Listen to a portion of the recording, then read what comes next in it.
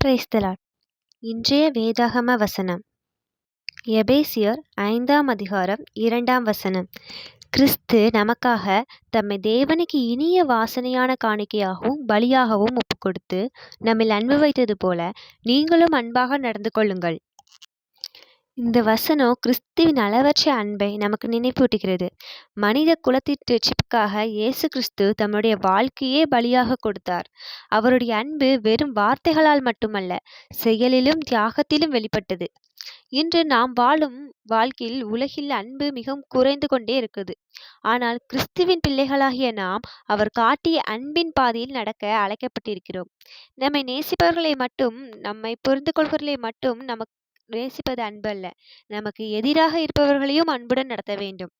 அன்பு என்பது ஒரு உணர்வு மட்டுமல்ல, அது பொறுமை, மன்னிப்பு, கருணை, உதவி, தியாகம் ஆகியவற்றின் வெளிப்பாடாகும்.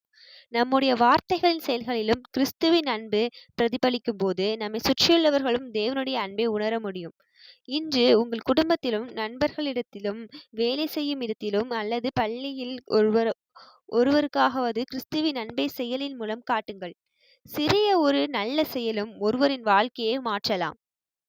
தேவன் உங்களை ஆசீர்வதிப்பாராக. ஆமென்.